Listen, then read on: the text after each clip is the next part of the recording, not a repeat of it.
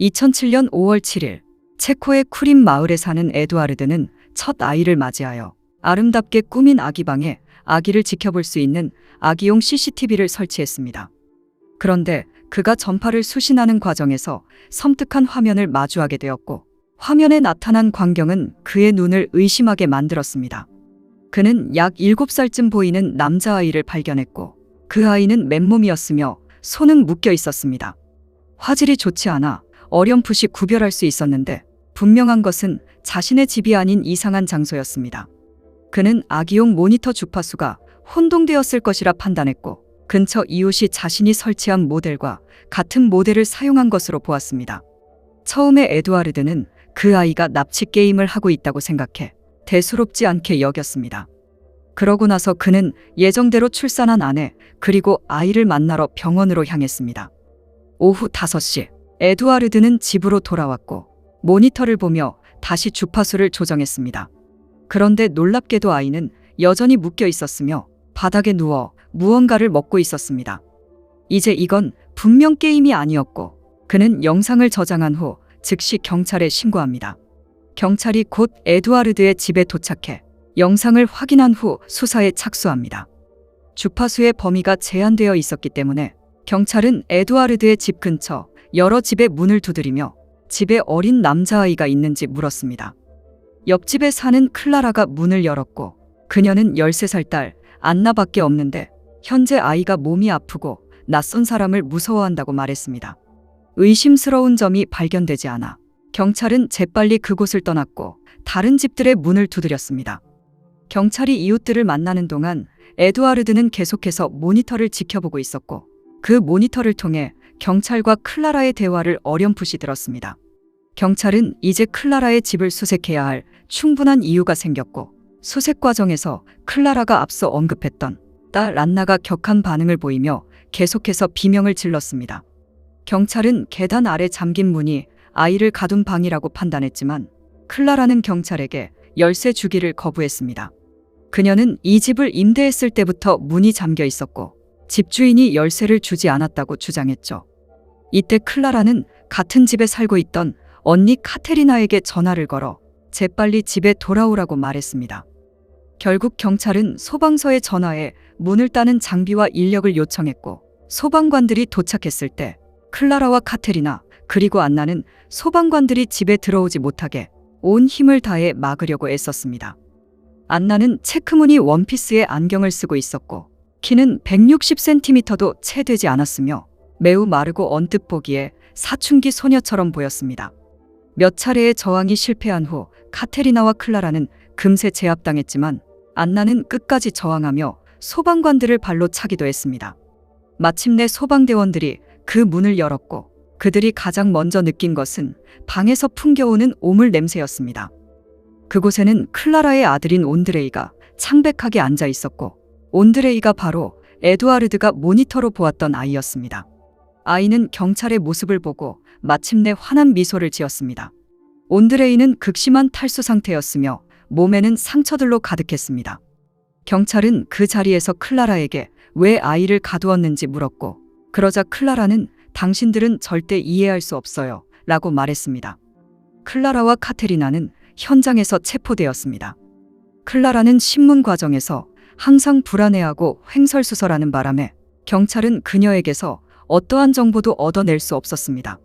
카테리나는 신문 과정에서 침착한 모습을 보이며 조카가 해리포터를 좋아했고, 그 방이 조카가 가장 좋아하는 놀이 공간이라고 말했습니다.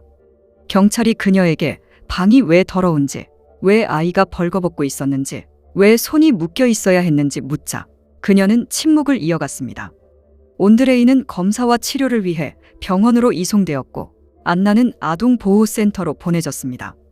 집에는 클라라의 큰아들인 야쿠프도 함께 살고 있었는데, 경찰이 집을 수색했을 때 야쿠프는 학교에 있었습니다.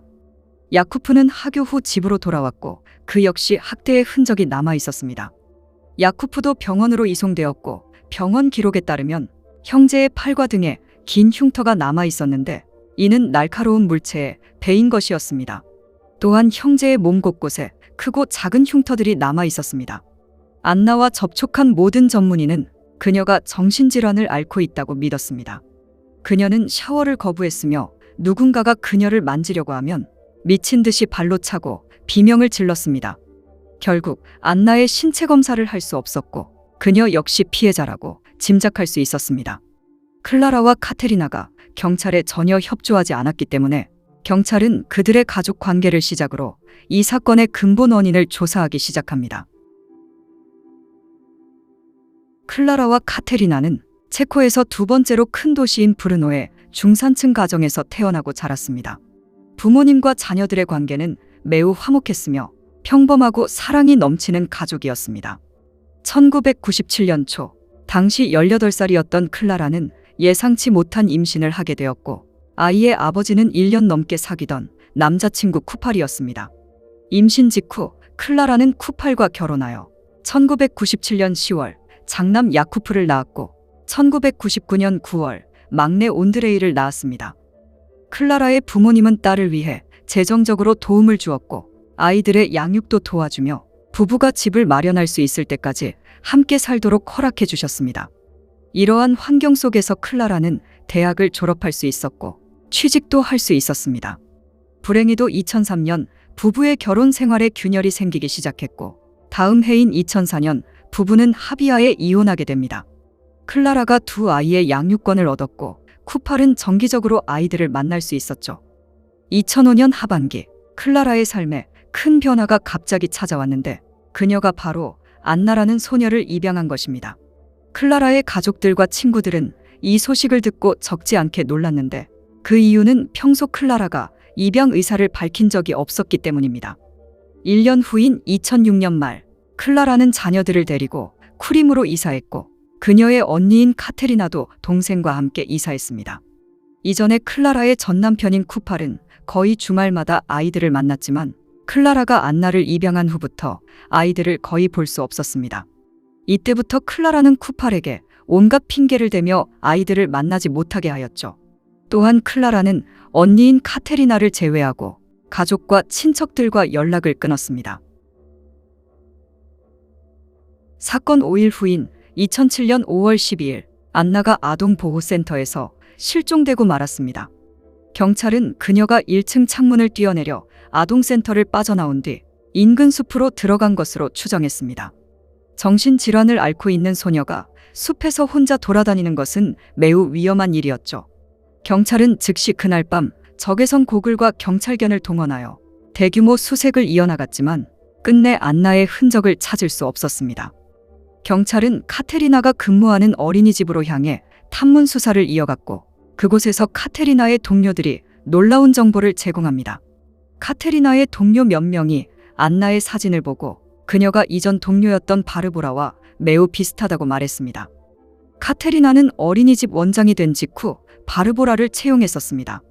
두 사람은 절친한 친구로 이전에 같은 아파트에 살기도 했었습니다. 카테리나는 동료들에게 자신과 바르보라가 대학교에 다닐 때부터 알고 지냈었다고 말하기도 했었습니다. 어린이집 직원들은 처음에 바르보라가 통통했었는데 2005년경에 체중을 감량한 후 어린이집을 그만두었다고 알려주었습니다. 경찰은 즉시 구금된 카테리나에게 안나와 바르보라가 동일 인물인지 물었습니다. 그녀는 경찰의 질문이 터무니없다고 생각한다며 동일인이 아니라고 일축했습니다. 이제 이 사건은 점점 기괴해져 가고 있었습니다. 경찰은 단서를 찾기 위해 안나의 입양 절차 서류를 면밀히 조사하기 시작합니다. 입양 절차 서류에는 안나의 DNA를 제공해야 한다고 명시되어 있었고 다행히도 DNA 정보를 입수한 경찰은 법원에 넘겨진 DNA 샘플이 스칼라라는 12세 소녀의 것임을 알아낼 수 있었습니다. 2007년 6월 11일 이제 안나는 법의 테두리 안에서 더 이상 존재하지 않게 되었습니다. 며칠 후인 6월 15일 안나는 자신의 아버지와 그의 친구 3명과 함께 동행해 덴마크 코펜하겐에 있는 체코 대사관의 모습을 드러냈습니다. 바르보라의 아버지의 친구 중에는 전직 경찰관도 포함되어 있었죠. 이제 그녀는 자신이 바르보라라고 인정하며 여권 발급을 신청합니다. 전직 경찰관이 바르보라의 대변인으로 나섰고 그는 바르보라가 실제 안나 역할을 했지만 악의는 없었다고 밝혔습니다. 그녀가 그렇게 한 것은 마음속 깊은 곳에서 자신이 어린아이처럼 느꼈기 때문이라고 주장했습니다. 그곳에서 바르보라는 고민형을 꼭 안고 아버지에게 아이스크림과 케이크를 사달라고 조르며 약간 유치한 모습을 보이기도 했습니다. 바르보라는 체코 경찰에 의해 공식적으로 수배된 인물이 아니기 때문에 체코 대사관은 그녀를 구금할 권리가 없었습니다. 결국 새 여권을 발급받은 후 그렇게 바르보라는 그곳을 떠났습니다. 이때 형제는 아동센터의 세심한 보살핌 아래 점차 안정을 찾아가고 있었습니다. 이제 형제의 증언을 통해 사건과 관련된 사람들을 대략적으로 파악할 수 있었죠. 2006년 이전까지는 모든 것이 평범했지만 2006년 여름 방학이 시작되면서 형제에게 악몽이 찾아왔습니다. 클라라와 카테리나, 바르보라, 그리고 형제는 교회의 한 오두막으로 휴가를 떠났습니다. 이후 이모라고 소개한 여성과 두 남성이 그들과 합류합니다. 오두막에는 형제를 기다리고 있던 두 개의 케이지가 있었고 형제는 며칠 동안 그 케이지에 갇혀 먹고 자고 용변을 보며 생활해야 했습니다. 며칠 후 형제는 풀려났지만 훨씬 더 잔혹한 악몽이 그들을 기다리고 있었죠. 형제는 검은 천 자루를 쓰게 되었고 차마 입에 담기 힘든 학대를 받기 시작합니다. 2006년 여름이 지나고 야쿠프는 학교로 돌아갔지만 당연히 집에서 무슨 일이 일어나고 있는지 아무에게도 말하지 말라는 엄중한 경고를 받았습니다. 클라라는 온드레이가 청력이 안 좋다는 진단을 받았기 때문에 학교 측에 홈스쿨링을 해야 한다고 주장했고 그렇게 온드레이는 집 지하실에 갇히게 되었습니다. 나중에 신체 검사 결과 온드레이는 청력에 문제가 없음이 밝혀졌습니다. 2006년 말 클라라는 쿠림으로 이사왔고 2007년 5월 7일 에두아르드가 모니터로 확인했을 때까지 여전히 온드레이는 갇혀 있었던 것입니다. 경찰은 아동학대에 연루된 용의자 6명을 파악했고 그들은 클라라, 카테리나, 바르보라, 그 이모라는 여성의 이름은 하나로 카테리나의 어린이집 직원이자 동료였습니다. 두 남성 중 놀랍게도 바르보라의 남동생도 포함되어 있었죠. 바르보라의 남동생인 스크를라는 대학에서 지리학을 공부했고 반려견 보호소를 운영하고 있었습니다. 여름 휴가 때 형제를 가둔 두 개의 케이지를 그가 제공한 것이었습니다. 또 다른 남성은 투렉으로 그는 카테리나의 어린이집에서 파트타임 직원으로 근무하고 있었습니다. 스크를라 역시 카테리나의 어린이집에서 파트타임 직원으로 근무했었습니다. 따라서 클라라를 제외한 나머지 용의자들 모두 그 어린이집에서 근무했거나 근무 중이라고 할 수 있습니다. 경찰의 수사가 심화되면서 그들이 단순한 동료가 아니라 클라라를 포함한 6명 모두 한 종교단체에 소속되어 있다는 사실이 밝혀졌습니다. 앞서 언급했던 스칼라가 바르보라를 대신하여 DNA를 제공한 것이었고 스칼라의 아버지 역시 그 종교단체의 신자로 밝혀졌습니다. 그리고 그 종교의 설립자가 바로 바르보라의 아버지인 요제프였습니다. 5명을 체포했지만 그들은 모두 입을 다물었고 바르보라는 사라져 경찰은 그들의 정확한 범행 목적에 대해 알아내지 못하고 있었습니다. 2008년 1월 5일 노르웨이의 북단 도시인 트롬세에서 한밤중에 한 남성이 차를 반납하기 위해 렌터카 회사로 들어갔습니다. 갑자기 경찰들이 들이닥쳐 그 남성을 바닥에 눕히고 수갑을 채우게 됩니다. 그 남성의 이름은 미알이었고 얼마 전에 실종되었던 13세 소년인 아담과 그가 함께 있었기 때문에 체포된 것입니다. 아담의 아버지는 마틴이라는 남성으로 그는 2007년 여름 말에 가족과 함께 체코에서 노르웨이로 이주한 상태였습니다. 얼마 지나지 않은 9월 마틴의 아내인 헬레나는 다른 자녀들과 함께 체코로 돌아갔고 아버지인 마틴과 아들 아담만 오슬로에 남게 되었습니다. 그곳에서 아담은 오슬로의 한 학교에 다니기 시작했죠. 놀랍게도 아담은 선생님에게 끔찍한 이야기를 들려주었습니다. 그는 아버지에게 수년간 학대당했으며 아버지가 나이 든 남성들에게 자신을 성적 도구로 빌려주었다고 고백한 것입니다. 아담의 이야기는 매우 구체적이었고 자신이 겪었던 잔혹한 일들을 자세히 묘사했습니다. 결국 2007년 12월 초 마틴은 아담의 양육권을 박탈당했고 아동학대 혐의로 체포됩니다. 그리고 아담은 오슬로에 있는 보호시설에 맡겨졌습니다. 12월 16일 아담이 갑자기 사라졌고 모두 그의 아버지인 마틴이 누군가에게 사주해 아담을 납치한 것으로 생각했습니다. 노르웨이 경찰은 즉시 아담을 찾기 시작했고 아담의 얼굴이 거의 모든 방송국과 신문에 실리기 시작합니다. 한 달도 채 지나지 않아 경찰은 아담을 발견했고 그와 함께 있던 남성인 미아를 체포한 것이었습니다. 그런데 조사 과정에서 아담의 진짜 신원이 바르보라로 밝혀졌고 바르보라는 경찰에 의해 체코로 송환되었습니다. 그녀는 2008년 1월 9일 프라하에 도착했고 손에 고민형을 움켜쥔 모습이 언론에 포착되었습니다. 바르보라가 마지막으로 덴마크의 모습을 드러낸 것은 2007년 6월이었고 당시 그녀는 4명의 남성과 동행했습니다. 그녀의 대변인 역할을 맡았던 전직 경찰관을 제외하고 나머지 모두 그 종교의 신자들이었습니다. 그 3명은 바르보라의 친부인 요제프, 아담을 데리고 도망친 미할, 그리고 아담의 아버지인 마틴이었습니다. 마틴은 누명을 씌워 투옥되었지만 그는 신문 과정에서 바르보라의 정체가 드러나는 것을 계속해서 피했습니다. 다행히 진실이 밝혀지자 마틴은 혐의를 벗고 풀려났고 미할이 왜 바르보라를 데리고 갔는지는 알려지지 않았습니다. 이 사건에 연루된 6명이 모두 체포되었고 2008년 4월 2일 검찰은 그들 6명이 아이들을 학대하고 자유를 박탈했다며 클라라, 카테리나, 하나, 스크를라에게 징역 10년을 구형했고 바르보라와 투렉에게는 징역 8년을 구형했습니다. 클라라는 바르보라가 노르웨이에서 체포되었다는 소식을 듣자 자신이 이용당했었다고 주장합니다.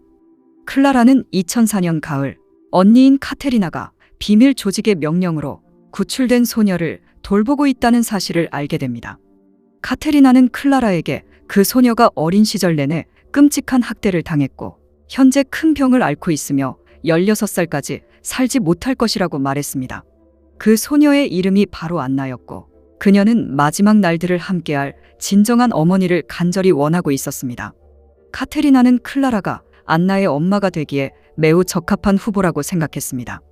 클라라는 안나를 돕고 싶었지만 아픈 안나를 돌보는 것은 엄청난 책임과 부담이었고 이미 돌봐야 할 아이가 둘이나 있었기 때문에 처음에 언니의 부탁을 매우 주저했습니다. 그러자 카테리나는 클라라에게 함께 살면서 아이들을 함께 돌보겠다고 설득했고 그 비밀 조직이 안나의 담당 의사도 배정해 줄 것이라고 말했습니다. 마침내 클라라는 동의했고 그렇게 안나는 클라라의 딸이 되었습니다. 그런데 안나를 돌보는 일은 클라라가 상상했던 것보다 몇 배나 더 힘들었습니다. 클라라는 의사의 문자 메시지 지도 아래 안나를 돌봤으며 그마저도 의사가 언니에게만 연락했었다고 주장했습니다. 클라라는 의사를 만난 적도 없으며 이름도 모른다고 말했죠. 안나는 매우 소유욕이 강했고 클라라가 항상 자신에게 관심을 가져주길 바랐습니다. 만족하지 못하면 살자를 하겠다고 협박하기도 했습니다. 클라라는 한정된 삶 속에서도 항상 그녀를 위로하고 행복하게 해주려고 최선을 다했습니다. 클라라가 안나에게 온 힘을 쏟아부어서였는지 형제는 안나와 엄마의 관심을 끌기 위해 경쟁해야 했습니다. 그래서인지 형제는 엄마 앞에서 일부러 엉뚱한 행동들을 보였고 결국 클라라는 아이들에게 문제가 있다고 생각하기 시작합니다. 카테리나와 알려지지 않은 그 의사 역시 형제에게 문제가 있어 교정이 필요하다고 생각했고 마침 그들이 속해 있는 종교에 훌륭한 행동 교정 프로그램이 있었습니다. 앞서 언급한 오두막 여행이 그 끔찍한 프로그램의 시작이었습니다. 클라라는 그들의 계획에 전혀 참여하지 않았으며 언니와 의사가 모든 계획을 세웠다고 말했습니다. 클라라는 안나를 입양했을 당시 언니와 의사의 계획에 따라 안나 대신 스칼라를 참석시켜 소녀의 DNA 샘플을 채취해 안나를 입양한 것이라고 밝혔습니다. 카테리나는 클라라에게 어떠한 조직이 안나를 추적하고 있는데 이렇게 해야만 안나를 추적하는 것을 막을 수 있다고 말했다고 합니다. 여기까지가 클라라의 진술이고 6명 중 유일하게 클라라만 자신의 잘못을 인정했습니다. 투렉은 판사에게 형제의 학대에 가담한 적도 없으며 그들을 알지도 못한다고 주장했습니다. 투렉은 그 오두막에 가본 적도 없고 심지어 그 종교단체 회원이라는 사실도 부인했습니다. 하나와 스크를라 역시 자신들의 모든 혐의를 완강하게 부인했습니다. 스크를라는 오두막에 있던 2개의 객케이지를 카테리나에게 빌려준 것은 사실이지만 카테리나의 의도를 전혀 몰랐다고 주장했습니다. 그리고 바르보라는 충격적인 주장을 하게 됩니다. 그녀는 자신이 자발적으로 안나가 된 것이 아니라 카테리나와 클라라에게 학대당해 안나 역할을 강요받았다고 주장했습니다. 바르보라는 온드레이에게 끔찍한 짓을 저질렀지만 선택의 여지가 없었다고 주장했습니다. 바르보라는 카테리나를 포함한 그들의 진짜 목적이 아이들을 추악한 남자들에게 팔아넘기는 것이라고 말했습니다. 그녀는 여러 차례 눈을 가린 채 보이지 않는 남자들에게 몹쓸 짓을 당했다고 주장했으며 자신의 실제 나이가 들킬까봐 아동보호센터에서 도망쳤다고 말했습니다. 덴마크에서 아버지를 만날 수 있었고 이후 노르웨이로 끌려갔는데 그곳에서 새로운 아버지가 된 마틴에게 아담의 정체성을 받아들이도록 강요받았다고 주장했습니다. 바르보라는 노르웨이에서도 여전히 고객들을 상대해야 했었다고 주장했죠. 그녀는 자신을 가해한 사람들이 경찰에 체포되었기 때문에 이제야 목소리를 낼 수 있게 되었다고 말했습니다. 정신감정 결과 클라라는 정상으로 밝혀졌지만 누군가에게 의존하는 성격으로 드러났습니다. 언니인 카테리나는 똑똑하고 창의적이며 자신감 넘치는 인물로 타고난 권위의식이 있고 다른 사람들을 조종하는 데 능숙한 것으로 밝혀졌습니다. 바르보라는 두 가지 인격 장애를 가지고 있었습니다. 첫 번째는 히스테리성 인격 장애였고 두 번째는 다중 인격 장애였습니다. 2008년 10월 16일 두 번째 재판이 시작되었고 노르웨이에서 바르보라의 아버지였던 마틴과 그의 아내 헬레나가 법정에서 증언을 이어갔습니다. 마틴은 10년 전 그 종교 단체에 가입했을 때부터 바르보라를 알고 있었지만 만난 횟수는 손에 꼽을 정도였다고 증언했습니다. 마틴은 바르보라가 도주하고 있다는 사실을 알게 되었고 그와 헬레나는 마지못해 도와주기로 결정합니다. 부부는 원래 노르웨이로 이민을 계획하고 있었고 이때부터 바르보라는 살을 찌우고 머리를 짧게 잘라 부부의 아들로 변신하게 됩니다. 노르웨이에 정착하는 동안 바르보라는 사람들과 어울릴 수 있는 사회적 배출구가 필요하다고 말했고 아담이라는 이름으로 학교에 가기로 결심했습니다. 마틴 부부는 신분이 노출될 위험이 있다고 언급하며 그녀에게 포기하라고 설득했지만 결코 바르보라의 의지를 꺾을 수 없었습니다. 또한 바르보라가 그 가정을 통제하기 시작했고 결국 헬레나는 두려워 남편인 마틴에게 바르보라를 맡긴 뒤 아이들과 함께 체코로 돌아갔습니다. 얼마 지나지 않아 마틴은 바르보라의 함정에 빠져 투옥된 것이었습니다. 바르보라는 자신의 몸에 있는 흉터들이 학대의 결과라고 주장했지만 그러나 의사들은 그 오래된 흉터들이 그녀가 20대 때 두 번의 수술에서 비롯된 결과라고 밝혔습니다. 게다가 여러 차례 몹쓸 짓을 당했다는 그녀의 주장 역시 거짓말로 드러났습니다. 검사 결과 바르보라의 천여막은 여전히 온전한 상태였습니다. 바르보라는 뇌하수체 기능 저하증이라는 희귀 질환을 앓고 있어 신체 발달이 늦고 외모가 어려 보였던 것입니다. 모든 증거와 증언이 바르보라가 거짓말쟁이임을 지적하고 있을 때 침묵을 이어가던 카테리나가 마침내 입을 열었습니다. 그녀는 자신이 가장 사랑하는 두 사람을 다치게 하고 싶지 않아 침묵했었다고 밝혔습니다. 한 명은 그녀의 여동생인 클라라였고 한 명은 그녀가 대학 시절부터 10년 넘게 알고 지낸 바르보라였습니다. 그녀는 1996년 대학 시절 바르보라를 만났는데 바르보라가 생활 자립 능력이 부족하다고 말했습니다. 바르보라의 어머니는 알코올 중독자였기 때문에 그녀를 종종 방치했고 그래서 그녀는 항상 사랑과 보살핌을 받기를 갈망했다고 합니다. 카테리나는 어느 순간부터 바르보라를 돌보기 시작했지만 나중에 바르보라의 정신 상태가 점점 악화하여 이제 혼자서는 바르보라를 돌볼 수 없다고 느꼈습니다. 카테리나는 동생인 클라라가 자신을 도와 함께 바르보라를 돌봐주기를 바랐고 바르보라가 어린아이로 변장해야만 클라라가 수락할 것으로 판단해 안나로 위장한 것이라고 주장했습니다. 이후 조카들을 학대한 것은 그 의사에게 세뇌당해 체벌한 것이라고 주장했습니다. 이때 검찰은 법정에서 그녀의 주장을 반박합니다. 추가 조사 결과 의사가 보낸 문자들의 번호는 알고 보니 카테리나 명의의 휴대폰이었고 그녀가 존재하지 않은 의사의 캐릭터를 만들어 클라라를 속인 것으로 판단했습니다. 이후 카테리나는 어떠한 질문에도 다시 침묵을 이어갔습니다. 검찰은 모든 증거와 증언을 통해 카테리나가 범행 전체를 계획하고 실행한 것으로 판단했습니다. 조종당했다는 클라라의 주장은 변명이 될 수 없으며 어머니로서의 의무를 심각하게 벗어났습니다.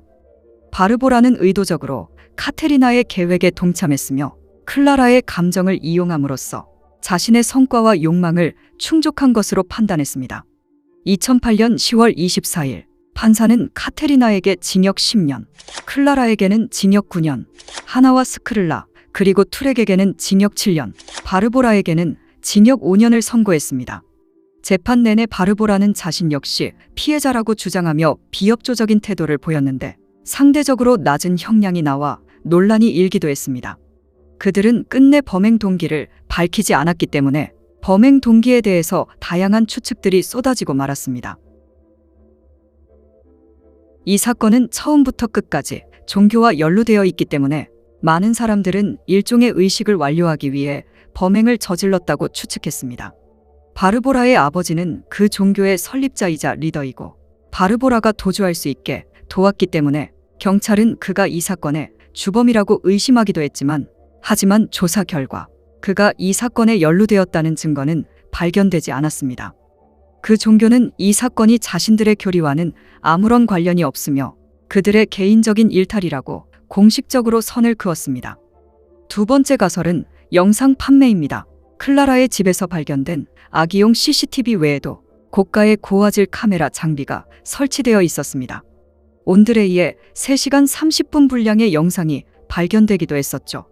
따라서 그들이 아이들의 영상을 제작해 가학적인 소아성애자들에게 높은 가격으로 판매해 이익을 취했다는 것입니다.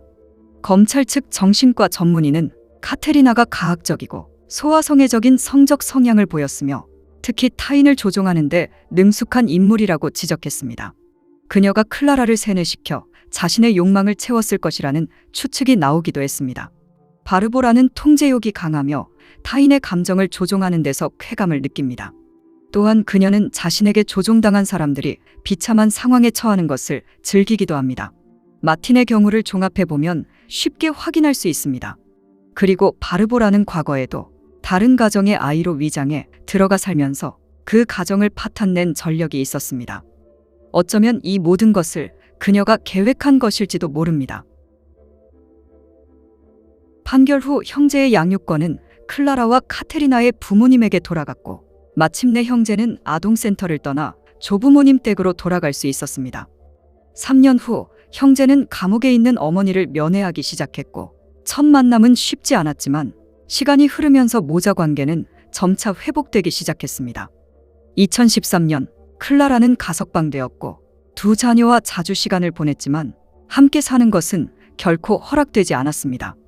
다음 해인 2014년 카테리나도 가석방되었고 클라라를 포함한 그녀의 가족들은 이제 카테리나를 만나는 것을 거부했습니다. 바르보라와 공범들도 조기 석방되었고 출소 이후 바르보라의 행적은 알려지지 않았습니다. 그녀가 또다시 어딘가에서 다른 모습으로 살아가고 있을지 모른다는 불안감은 대중의 기억 속에 여전히 남아 있습니다. 이 사건은 한 편의 잘짜인 스릴러 영화보다 더 기이하고 충격적이며 범행의 진짜 동기가 명확하게 규명되지 않은 점이 이 사건을 영원한 미스터리로 남게 만들었습니다.